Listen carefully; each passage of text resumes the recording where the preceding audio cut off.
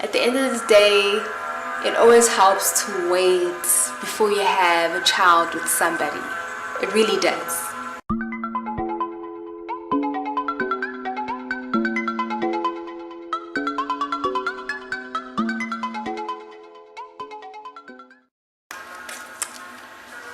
Hello Internet, welcome to another episode of Ask Quantum Geek. This week's episode is about parenting.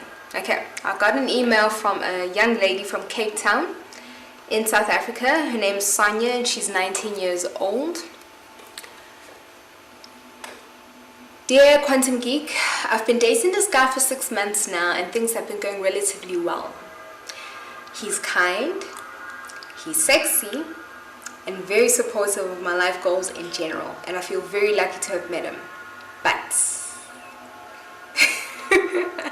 you know, something very serious is always coming after the buts. Okay, but he wants us to have a baby. I'm incredibly confused because he seems like a good guy and I feel like I could trust him to be a good father to my yet conceived baby. But on the flip side, something's telling me that if I'm not ready, that I'm actually not ready to be a parent, and neither is he. He wants us to drop out of college and start a business to avoid racking out a debt after we graduate. It's understandable. And the rest we'll figure out as we go. I really like what I'm studying and I don't really want to drop out. I just get the feeling that if I say no, he might get the feeling that we're not on the same page relationship-wise. It's hard to find a good guy these days, and I don't want to lose him for being ambitious with my life goals. Regards, Sonia, 19 years old from Cape Town. Jeez, Sonia, gosh. Alright, well, first of all, thank you for sharing your problem with me and the audience. Okay, I just wanted to say that there is nothing wrong with wanting to actually have a child, okay, but you just have to make sure that you are ready to actually have one. Okay, now according to some research that I've actually done online, it apparently costs, alright, let me just give you a ballpark figure, okay, of how much it actually costs to raise a kid in the US or anywhere in the world, okay. But okay, let's just say for the time being, okay, we'll use US dollars as a baseline figure, okay. The average cost of raising a child born in 2013 onwards, okay, and this is including inflation, from 0 to 18 years old, okay, is approximately $245,340 US, okay, and or okay, if you adjust it to projected inflation, it goes up to about $300,000, you know. And if you have to convert that figure to South African rands, it comes to about just over 3 million rand, okay?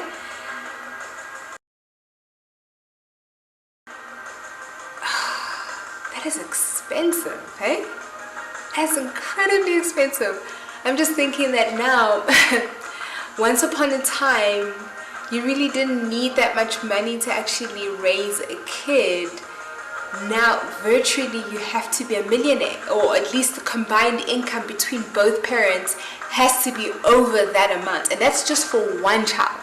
That's just for one kid. Okay, now right, I agree with what your boyfriend says, okay, about the fact that he does not want to basically rack up debt, okay, because it's a well-known fact that university tuition is expensive, okay. And but at least in South Africa it's not so bad. I think the average fees per annum that you would pay is about anything from 30 to 50,000 rand a year, okay, or less. You know, I study through distance learning, okay, so I do my degree through UNISA, so I don't attend classes. what happens is that they send the material to me, I study it myself, and then I go and write the exam, okay? And coincidentally, my last exam was actually today. Alright, so, but for everybody else who's actually attending at a university, like the University of Cape Town, you're in Cape Town, okay? Or University of KwaZulu-Natal, etc., Wits University, okay? Your average tuition is about anywhere from about 16,000 Rand to about 50,000 Rand a year, okay? And for 4 to 5 years of studying, okay, if you finish the qualification within record time, you're looking at about quite a lot, you know. When you graduate, you'll be owing quite a lot to the banks, you know. But it is nowhere near how bad it is like in the US.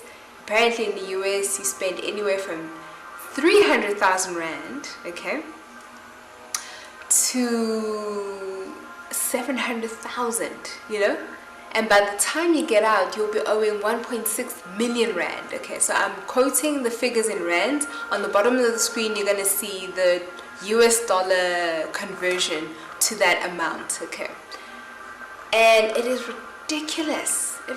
It's ridiculous just to get an education, a tertiary education, which I believe should be a human right. I'm just one of those people who believe that education is a human right, not a privilege, okay. Everybody should be able to go to a tertiary institution and obtain a very useful and marketable skill, okay. Alright, now, so I understand from his viewpoint why he feels that it's really not practical to go to university, finish a qualification only to land up in debt, okay. But at the same time, if you're to compare how much it costs to actually obtain a qualification versus becoming a parent, it's quite expensive, you know. So on those grounds, I would say no, don't have the kid with him now, okay. I would say that carry on with your qualification. You said that you were enjoying it, you enjoy doing your studies and everything, so don't drop out, you know. At the end of the day, you are in charge of your life, okay. It's not like the olden days when women had to obey their, you know, their boyfriends and husbands, you know. You're not even married to this guy, okay, and he's already asking so much from you, okay. So Sonia, please, don't drop out of university. Carry on, obtain your qualification, and that will actually be the key to higher paying jobs, you know. Especially if you study the types of qualification that nobody else wants to study, mainly in the IT, computer science, finance, business science field, okay. Those type of qualifications pay a lot.